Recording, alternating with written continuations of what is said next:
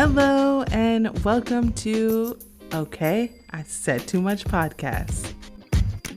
Today's episode, we are discussing all the craziness I have been dealing with at work, the uncomfortableness of change, Generation X, and I will be giving my advice to some Reddit dating stories. I will be angry ranting this week, so be prepared. You know the deal. Grab a shot and stay a while. You guys know I always say grab a shot and stay a while. Well, do you want to hear something fun? If you hear a little bit more noise than usual, I am actually recording at my house today. This week has just been absolutely insane, so I didn't get any time to book the studio I had planned on using this time around. I couldn't record at work. I went there today and it was just so loud. There was like people there going in and out and it just wasn't happening. So I am at the house today. It is very quiet, like people wise, but I'm like in my bed. So I don't want to be like moving around and making too much noise, but it might happen because you guys are like on one of those like things people used in the 90s to like eat on the couch and stuff. You're like on one of those. So if I move around and you hear stuff, I'm going to try to reduce the noise as much as possible, but that is why you hear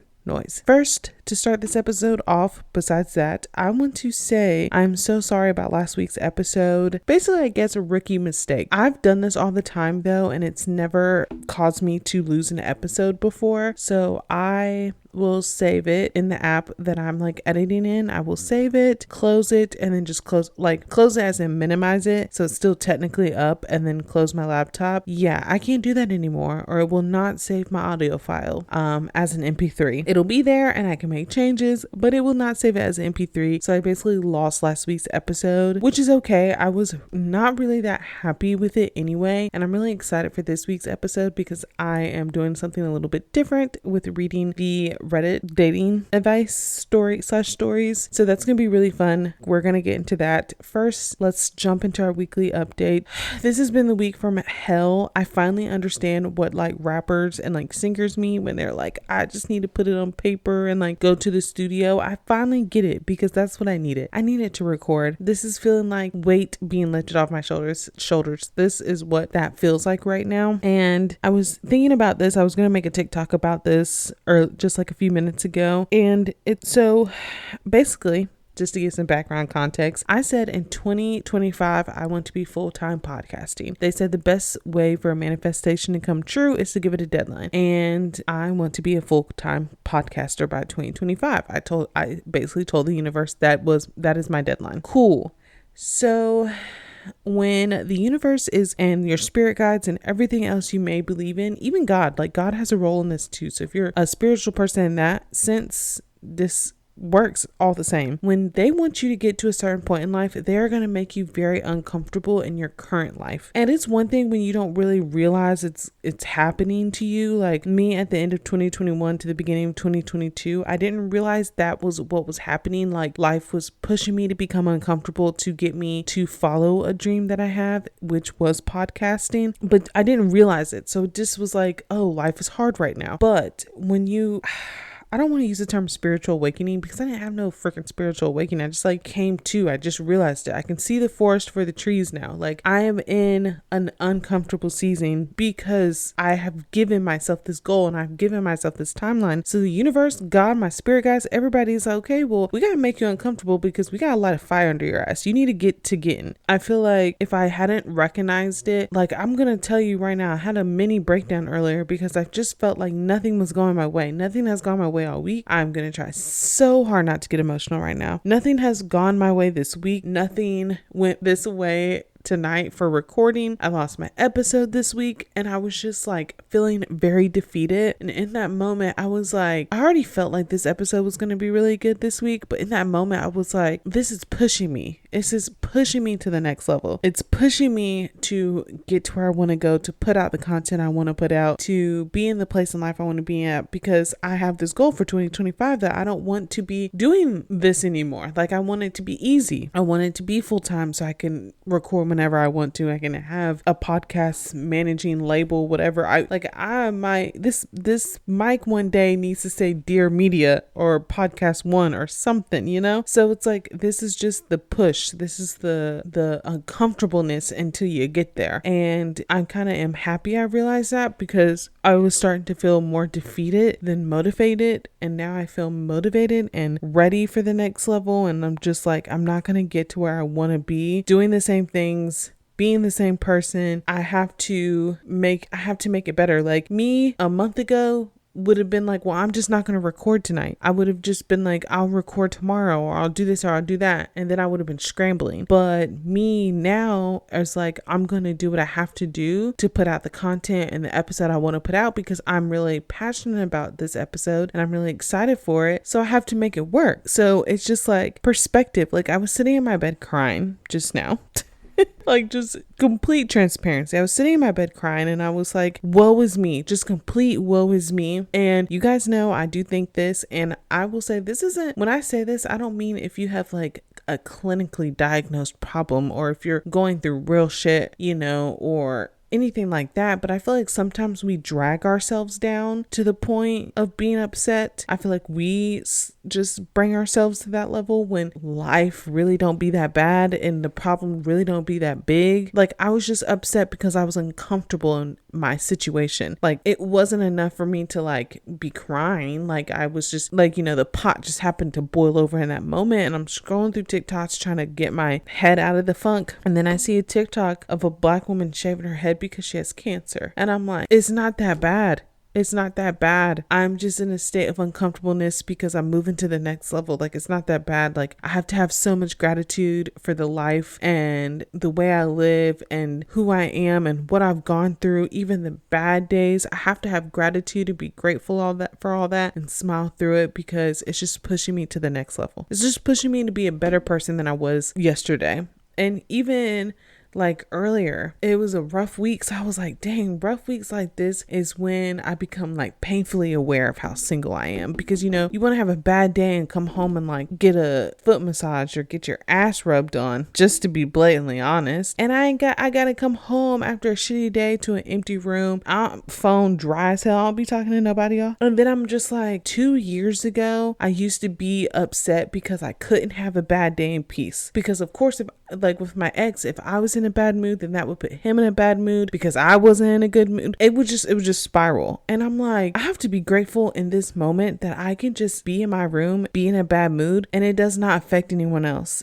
Or I don't have anyone else being like, well, woe is me, look over here, I'm also in a bad mood, I'm also having a bad time. Like I don't have to deal with that at all. I can be in a bad mood, shut my phone off, put my phone on do not disturb, and not talk to nobody. So it's like, it's all about perspective, and it's all about like thinking about how you're better, you know, but just being better off than you were, like, and just recognizing the growth. So I did not think I was going to ramble so long about that.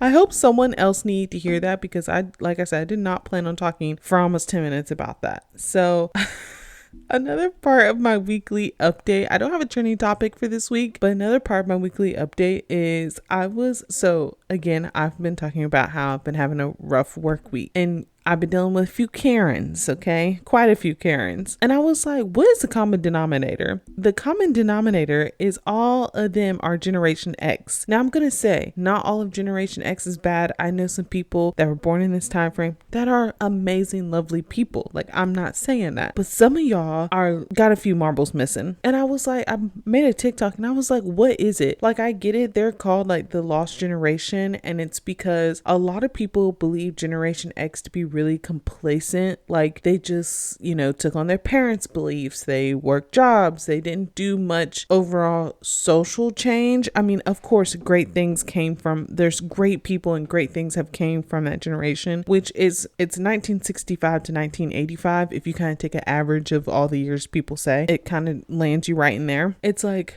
with millennials, you know, we created all this pop culture. Generation Gen Z's, it's like they're really pushing for like true social change, and like a lot of later millennials as well, because I do feel like some early millennials are also very complacent. And I don't know if it's because they were like at an age to really go through the recession, so like it's kind of like they lived that way out of fear because of that. But I feel like if you went through the recession at such a pivotal age, that would make you radical. Like, I don't understand how you can get older and older and older in life and not have your ideas radicalized. Am I saying that right? At some point, like, I feel like Generation X is just complacent. They're needy. They don't like change. And I don't like that. Okay. I don't like that. It's like they don't go with the punches. They don't mold. They're rude. They expect everything to be on their time. And I'm like, what made y'all that way? Like, of course there's boomers like that. There's millennials like that. But I feel like that age range, it's because y'all got teenagers right now, or like about to have teenagers. Like, that's not my fault either. I just feel like, especially after COVID, I think this age range of people got so comfortable with being able to like get on their computer, tap away, and yell at the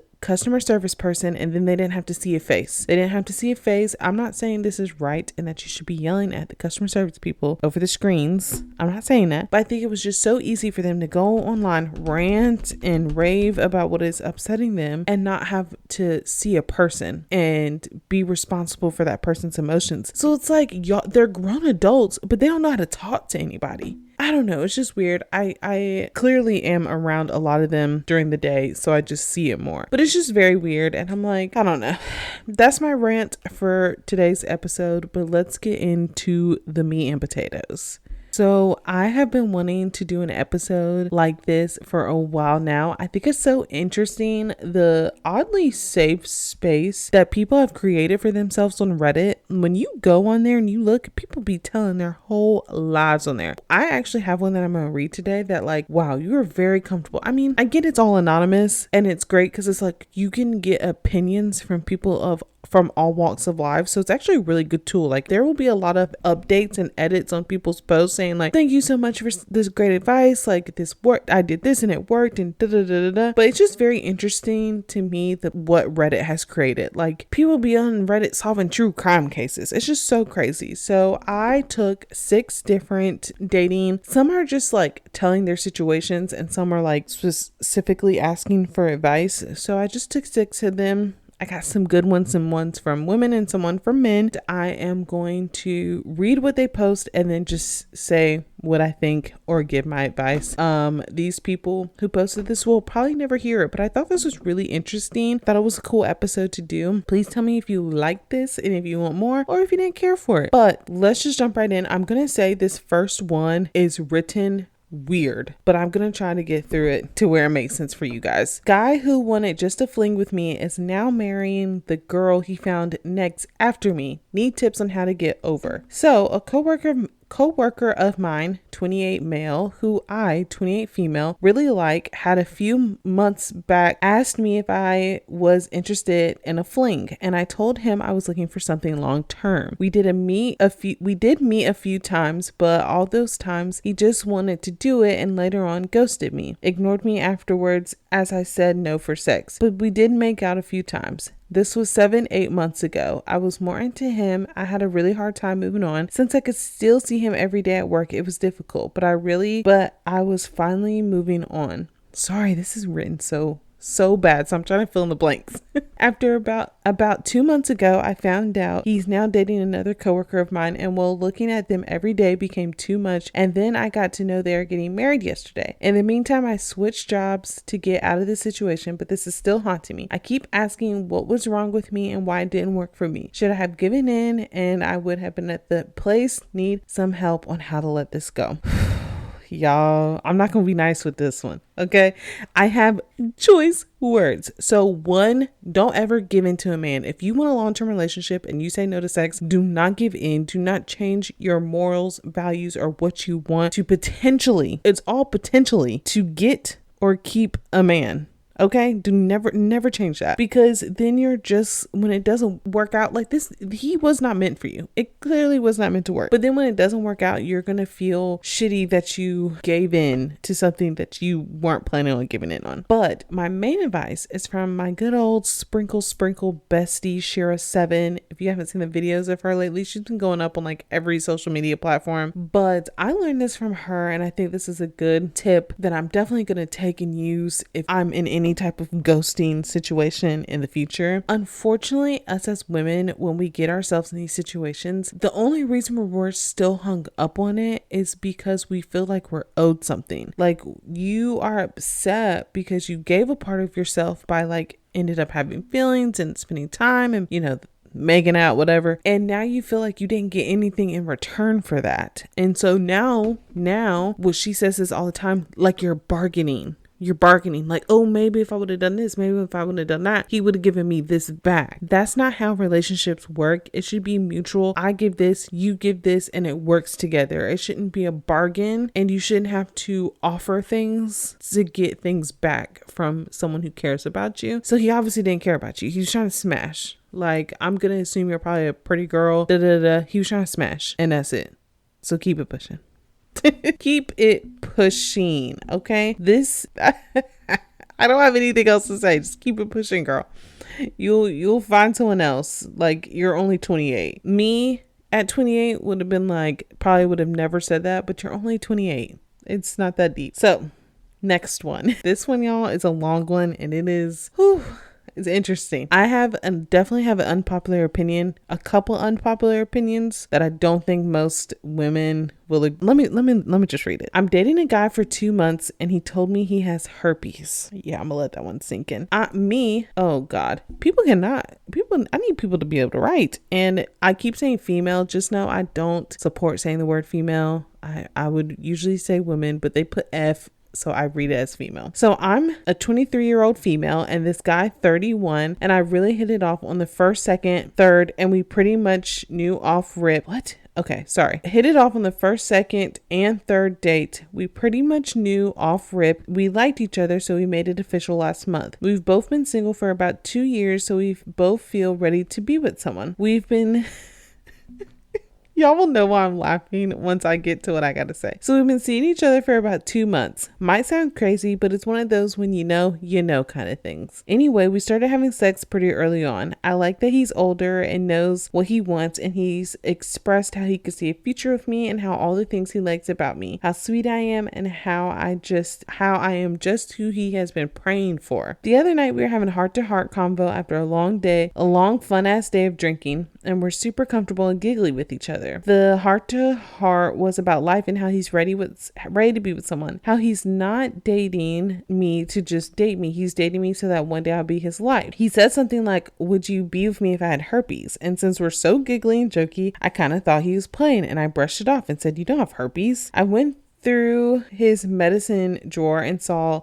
I don't know how to say this word. Aclofleur. And since I took microbiology, I knew it treated herpes. So I asked him about it the other day, and he explained how he's had it for 10 years and hadn't had an outbreak in about 3 or so years. He's born with HSV1 and said he doesn't even know where he got the genital ones from. I would have absolutely never known this, and I've seen every inch of his body. I'm just kind of scared because it's all fresh right now, and I know I like him so much, but fuck, what if shit doesn't work out? He's a bit older than me, so I don't know. What if I never even get it though? What if I'm not sure of him? What if now I'm not sure of him and I'm just projecting? Because when I fall so fucking hard, and it sounds crazy, but even in 2 months, if something happened to where we broke up, I would be gutted. I'm a Pisces and I just have so much love inside of me. He treats me great. I'm just feeling so conflicted. Fuck, help, anything helps.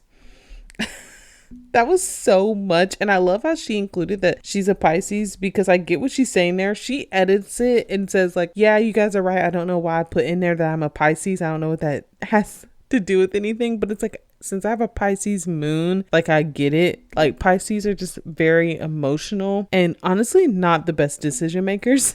So I get why she put it in there. But I have a few things, and I'm going to start with my first thing that just is so glaring to me. I'm a nice person, y'all. Do not judge me too much for what I'm about to say. I think there's a reason that a 31-year-old male is dating a 23-year-old woman and had sex with you multiple times and then told you he had herpes. To me, that feels like he has probably dated people in his age range and done this, and they've been like, what the fuck, and broke it off. Because I'm going to say this. If you have herpes, like he had HSV1, apparently, like he was born with it, and then got genital herpes, that doesn't make you less worthy of love. It doesn't mean that you can't find love one day. Like that, I think people have this stigma of like, you have this, so you need to be in your bubble by yourself and not touch anyone. And that's just unrealistic. I'm a firm believer there's someone out there for everyone. Like, I believe in soulmates, blase. I don't think a disease stops you from having a soulmate. So I just feel like something shady going on, because why? I'm 30 or about to be 30. And if I met 23-year-old me now, I would probably punch her in the face. Like, even my ex, who I sometimes like talk to and like hang out with, he's just turned 26. And even the some things that and I'm 29, and even some things that he says, I'd be like, what the hell? Are you sure your frontal lobe is developed? Because what? I just feel like that's a big age gap to be like, he's the one.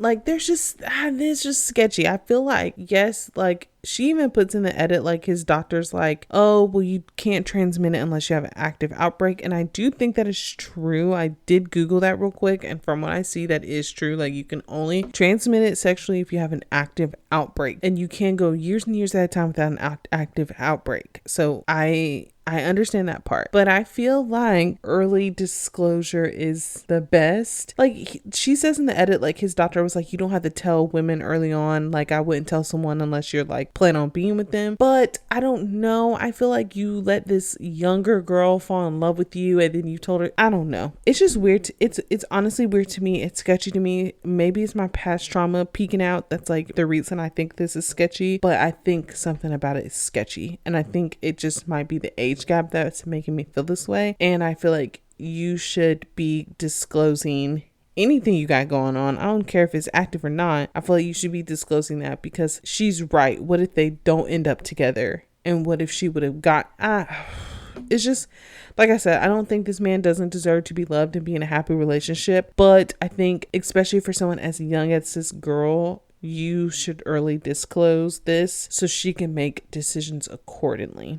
But I understand why he doesn't at the same time, because I'm sure it clouds every woman's opinion of him. But let's move on, because I could probably talk about that one for a very long time. The next one. Question for women. I feel like being emotionally available turns off a lot of women. Why though? First of all, I'm not talking about being too attached or clingy early on, but I feel like a lot of women are turned off when a guy is emotionally available and shows true intention. And I learned that being distant, cold, and acting like she's one of the options give better results. Many times, basically, if as a guy you are not much invested in acting aloof, a lot of women chase you, and vice versa, they lose interest. So ladies, why is this the case? Simply and quickly, you're talking to the wrong woman. You are also talking to emotionally unavailable women. Me, I am very emotionally available. I'm stable. I'm ready to be loved and to love. Okay. So if I met a man who was also very sure, very emotionally available, very like upfront and clear about what he wants, that wouldn't turn me off at all. Women who are emotionally unavailable, yes, that's going to turn them off, and that's going to put a bridge, because they're going to get scared. They're going to self-sabotage,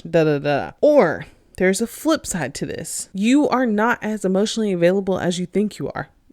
So that is why you're also attracting these emotionally unavailable women. And maybe it is coming off a little bit clingy, and maybe it is coming off a little bit attached too soon. So there's definitely two sides of the coin. Like, it could be that your delivery isn't the best to these women about being emotionally available, or you're most likely probably just attracted to the wrong, I don't want to say you're attracted to the wrong type of woman. Like, you're probably just looking for it in the wrong places. Simple as that. And that goes both ways. If you're a woman and you're like very emotionally available and you keep attracting emotionally unavailable men, it's probably because you're not as emotionally available as you think you are, or you're just looking for it in the wrong places. or trying to make stuff work that clearly isn't supposed to work. Let's move on to the next one. This is a good one. I like this one. What advice would you give a 36-year-old guy with no romantic or sexual experience? I'm 36 years old, average looking, average height, and good amount of hobbies, decent career. Yet I never had much success with women, never kissed a girl, never had sex. I don't think anyone has ever been interested in me. I'm not sure if my looks are to blame. I like what I see when I look in the mirror, but after 2 decades of failure, you start to second guess yourself. It might just be that I'm kind of an awkward person. What advice would you give someone like me in terms of becoming more successful in the romantic sexual realm? My first step would be, again, look in the right spot for women. If you have all these great hobbies, try to find a woman that is also out doing these same hobbies as you, because I will say,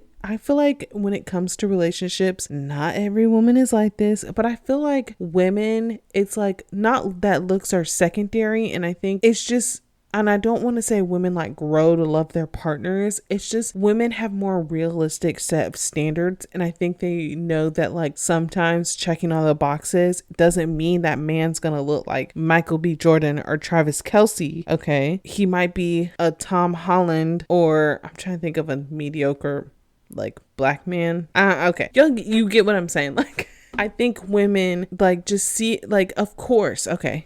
Let's go back to this. Of course, I think Travis Kelce is fine as hell. And if it could work, baby, let's make it work. But if I find someone who checks all the boxes in a Tom Holland, I know as a woman, of course, I'm going to go with the man that looks like Tom Holland who checks all my boxes and also treats me like a princess. I'm not going to go for the Travis Kelce. So I think it's important to go after women who have that share the same hobbies and things that you enjoy. If you say decent job, so if you like your job, also another woman, and finding a woman that does the same job as you just need to, I wouldn't put it all on looks. I would also say if you are not dressed appropriately, then those looks are going down. Okay. So if you could be very average looking, but if you got a fly ass outfit on, some good shoes, that might just take you to the next level. Okay. So that could be something too. But I think if you find a woman that shares the same interests and hobbies as you can grow a relationship. Like, I don't think women always thrive on just instant attraction when it comes to a man they are looking to date long term. This goes back to what I said before. I'm a firm believer that there is a soulmate and someone out there for everyone. So I don't think it's like a lost cause. I think you should just try to look for more of a relationship to grow from friendship, I guess is what I'm saying, than just like instant mutual attraction. So let's go on to the next one. These are the last two. If you are not supposed to wait for the perfect person, how do you fight the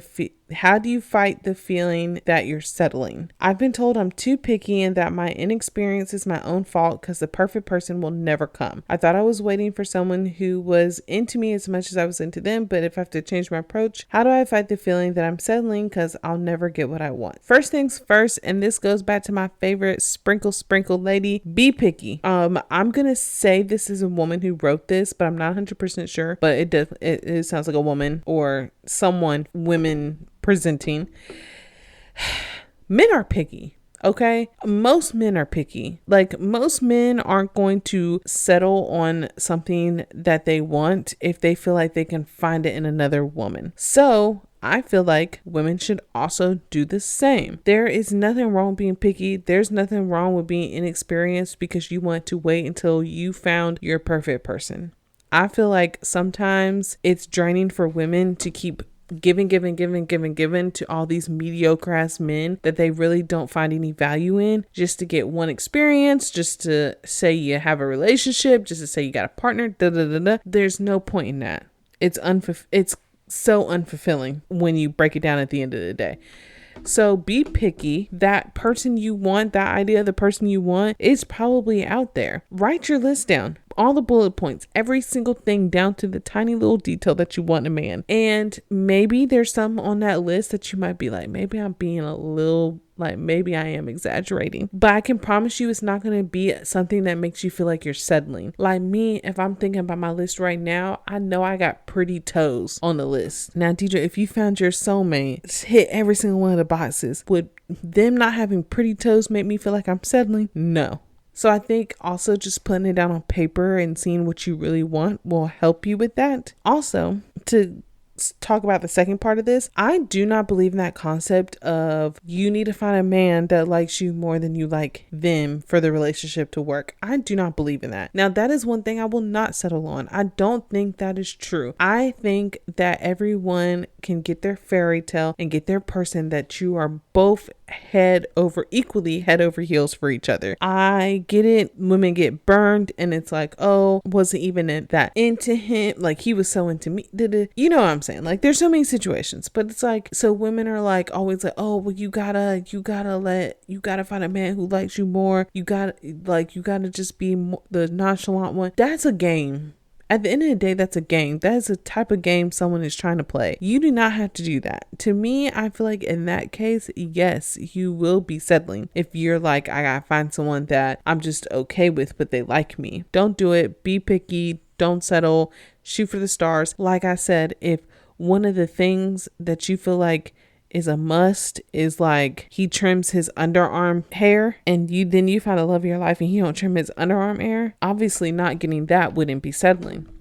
I don't think you're thinking about something that insignificant. I'm just thinking if you write it all down and write what you want in your dream man, it might help you pick some points out and be like, okay, you know what? I'm actually not settling. I feel like all of this is very reasonable. So that is what I would definitely recommend doing, but don't settle. And be picky. Here's the next one. Why are men so quick to want to get off of the app? 35 woman. It's my first time using dating apps, Hinge and Bumble, and I find the men I encounter immediately want to jump off the app to chat via personal phone numbers. It would make me more comfortable if I knew them for more than a day before we take it offline. I've also been transparent and explained the whole online process makes me feel anxious. I feel more secure if I knew I was a lower probability of deleting a number if I knew we were values aligned, compatible, etc. Why the rush? It hasn't been a full 24 hours. The last person I spoke to became upset and kept pressuring for my personal contact. So I picked this one because this one's funny because I do the thing that she doesn't like that men do. When I'm on dating apps, I do not want to talk to you through that app because it's annoying. I have to wait for a message. Like, you get on there, your message might not look like, just send me a text. It's so much easier. And I feel like when you're also, don't get me wrong, do men probably do this for different reasons? Oh yes, 100%. I'm just telling my perspective and why I do it. So I feel like when you're talking through an app, there's like a facade up. Like, we can't have a real conversation. It's the same stupid ass conversation every single freaking time. And I don't like that. I feel like when I have someone's number and I can text them, one, are those messages blue or green? Let me know that. And two, that was so petty. But two, I feel like you can have a more real conversation with someone over a text message than through an app. So I feel like, well, I don't want to find out your values and all that bullshit through an app. Like, I'd rather it's just easier. And I think some men think that way too, because a lot of men also are not constantly checking the app. They're more likely to check their messages and text than they are to go and check the app. Because a lot of my apps do not have the notifications on. I don't think my Hinge app sends me notifications. And if it does, I meant to hit don't send me notifications. Like, I don't have those notifications on normally. So that's a thing for me too. So it's like, I'm not going to see it. Like, if you're messaging me back, I'm not going to see it because I don't have the notifications on. So I feel like it's like a mixed bag of things. I think it's just easier to have a real conversation through texting than through an app. I get it. You might feel like for your personal safety or anything like that. I do get it. But you can block numbers easily. But I will say I have listened to a lot of dating coaches, and people will say to keep it in the app until a date is planned. I just don't work like that. I'm so sorry. Like, I'm honestly probably doing it so wrong, and that's probably why shit never works out for me. But they do recommend that. So, and honestly, if a guy's pressuring you and freaking out because you don't want to text them, on to the next. I feel like some of you guys just need to realize it's not that deep to try and make things work with someone who's already feeling a little hostile. Okay, so that is my advice. If you enjoyed this episode, please let me know so there can be more of these in the future. And they don't always have to be dating related. There's so many Reddits and threads and different things that they talk about. It doesn't always have to be dating. I can find stuff about anything, and then just, there's one, oh, okay, let's do this. The next one, I would do the Am I an Asshole thread. That's a good one. You can find a lot of good things in there. Side note, if you guys can hear my stomach growling through this episode, I'm so sorry. I'm so hungry. But back to this. Okay, tell me if you like this episode, and next time I'm gonna do Am I the Asshole episode, because those ones are good, and I think you guys will enjoy that and enjoy my opinions on it. But this was fun and I enjoyed it. I needed a light episode because, like I said, I had been struggling the past few days, so I just needed, we got a little heavy in the first, but we brought it back. So I hope you guys enjoyed it. I'll be back next week with another chatty episode. I'm gonna do a chatty episode with a bunch of trending topics that I have been wanting to talk about: cancel culture, Vanderpump Rules drama. So if you're still here, get excited about next week, and I'm gonna wrap it all up and let's move on to our song of the week. Y'all, I planned this whole episode and didn't have a song of the week, and then I picked a song of the week, and then I got nervous because I thought I forgot what I picked, but we're here now. My song of the week this week is actually, I have done a Beyonce song before, but the song of the week is funny because I have only really listened to this album all the way through, or like a handful of times, not even a full 5. So fun fact about me, I go through ebbs and flows of listening to music, especially listening to new music. When I get a little down, I just kind of go into the rut of listening to the same music over and over again. So if albums come out during that time, there's a good chance I haven't listened to it because I just haven't been in the mood to listen to music. So like Don Toliver's album, I was a little late to the party on that one because it just came out in the time where I was not listening to any new music, unless it's Drake. If a Drake album comes out, I'm gonna listen to it. But I think maybe something came out at the same time Renaissance came out, and so I was just kind of like, that too. I can't, if there's multiple new albums coming out, I can't focus. But yeah, so Renaissance just came out in a time where I wasn't really checking for new music like that, and so it just got put on the back burner, and then it's like I would hear it online, TikToks and all that, and so I'm like, okay, the album's good, the songs are good. Heat It, great, Drake did that. And everyone says Heat It wasn't made for Drake, but it definitely was. I mean, Beyonce killed it, but Drake could have done good too. Clearly, my song of the week is from the Renaissance album. Technically, it's not, because it's the remix. It is America Has a Problem remix with Kendrick Lamar. First things first, America Has a Problem, the regular one, is my favorite song on the album. Something about that, like, just 80s style beat, I love it. And then you add Kendrick Lamar on it. It was so good. So good. Like, it was perfect. It was like, it's so fitting because it's like America Has a Problem, and that's such a Kendrick Lamar, like, title, and then you add them to it and it just works so well. But yeah, that's my song of the week for this week. That's like what I picked and then forgot and then picked it again. But don't come at me for saying I really haven't listened to Beyonce's album like that. I'm so sorry. Like I said, I just get in ruts and I don't be listening to no new music. I'm the type of person who will find an album like months after it's released and be like, oh dang, this album is good. Girl, it was good when it came out. But that is it for this week's episode. I'm going to tell you guys where to find me. And I say this every week. 1, make sure you hit all the buttons. Download, like, leave a review, rate it. 5 stars only. That is what makes me get pushed to the top. So people who don't normally listen to my podcast will listen to the podcast. You can find me, the Instagram for the podcast is istm.podcast. That is where I post everything, updates. So if you did miss the update about last week's episode, it would have been on that Instagram. My TikTok is my name, Deadra, with a couple extra A's at the end. So I think it's 4 total A's at the end. Same with my Instagram. Thank you guys. If you have made it to the end of this week's episode, thank you so much. This is the longest episode I've done in a while, so thank you for that. And as always, I love you guys, and I will see you next week.